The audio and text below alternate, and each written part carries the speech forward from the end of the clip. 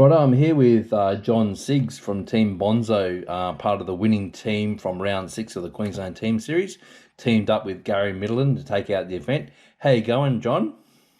Good, thanks, Craig. How are you? I'm very well. So, congratulations on the win on Sunday. You must be pretty happy with that. Oh, yeah, mate. Thanks very much. Yeah, it's a big difference from the rest of the year.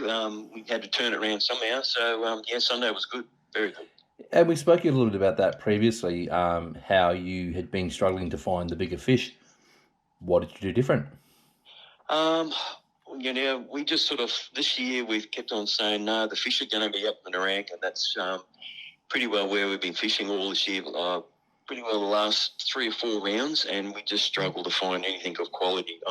I know other teams have done well, but for Gary and me, we've just struggled. And we had a little bit of a team meeting a week or so ago and said, look, we're going to have to try and do something to turn this around. And Thursday we went out for a little pre-fish, and we went up the Nerang again, and we actually went Nerang, and then we went up into behind Mermaid Waters.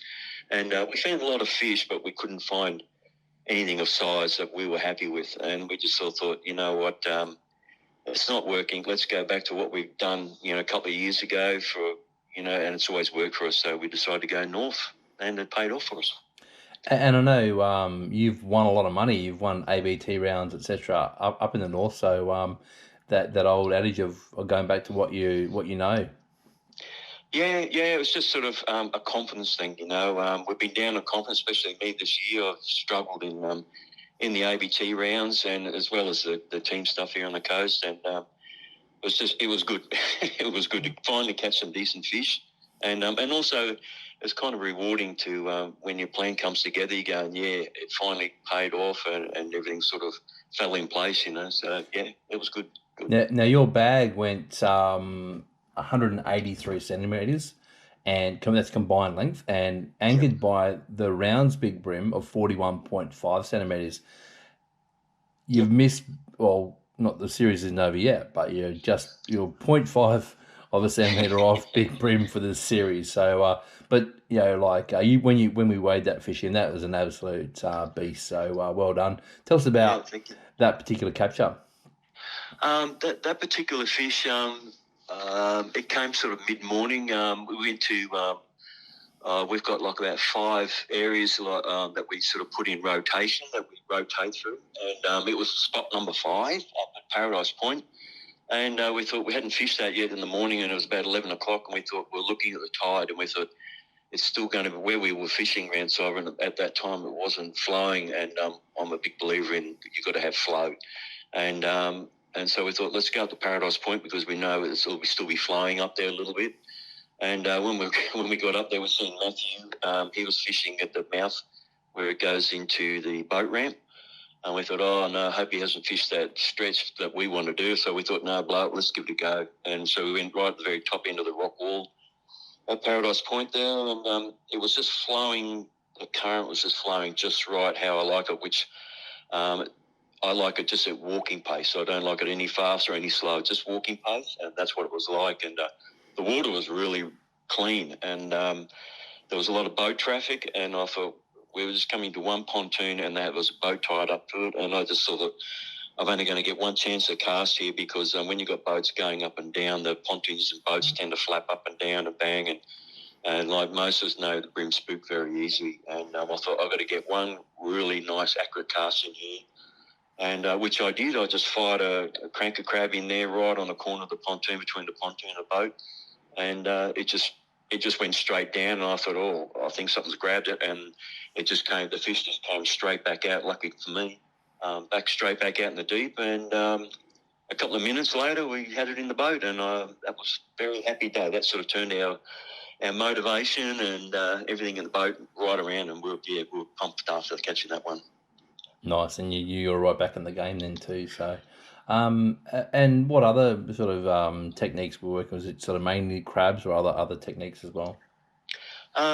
No, we sort of, when I started off in the morning, I had 5 rods rigged up with 5 different lures on, and I just sort of narrowed it down after, by early morning, by about 8:30, we had our 5 fish, and I narrowed it down to about 3, cranky crab, the Eco Gear and the Aqua Prawn and the Berkeley Crabby, and pretty well stuck with those three all day. Myself and Gary, we just kept rotating. You throw a Crabby, well, I'll throw the Aqua Prawn, and pretty well that's what we did. We just kept using those three all day.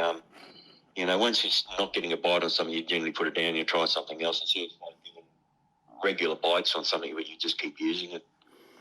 And we were talking earlier this afternoon around the way you fish that, and you've already sort of touched on the flow and that kind of thing. What else just about a discussion around how you approach the slightly different way that you fish based on current and that kind of thing? I think it just comes down to, I don't know, personal choice, I remember hearing the interview you did with Mick Horn there, a month or so ago, where he was talking about, when it's really flowing and using heavy weights, that sort of thing. Everyone's really different. I've always taught to learn to fish light. So I use light leader, light jig heads. When I'm using the Crabby and the Aqua Prawn, I'm only using 50th weight. I don't use anything heavier than that. And so that's what with the flow, with the current, I like walking pace. If it goes faster, then obviously you're going to have to go a bit heavier. I don't go anything heavier than probably a 32nd, a 16th, and that's about it. If I go to an 8th, I'm going to be fishing in seaway. Everything else in the canals and the river, you should be able to fish a lot lighter, So the whole, big thing I have is about accurate casting. You've got to get it right in close. If you get it in close with a light jig head, it'll flood it down nice and light, and it'll go down, good enough to get to down where the fish are. Yeah, nice insight. I'll pause there for a sec. So, John, a couple of firsts in this round. Your first big check for Big Brim. So that's a nice addition to the pool room. Yep. and the second one, you were telling me that the trophies that Mick Thompson has made for the series was your very first fishing trophy. Yeah, that's right. Probably I've been sort of fishing tournaments on and off for probably 10 years now. And, I've done pretty good out of them. And most of the times you get like an envelope with some cash in it, or a bag with, lures and things like that, but never got a trophy.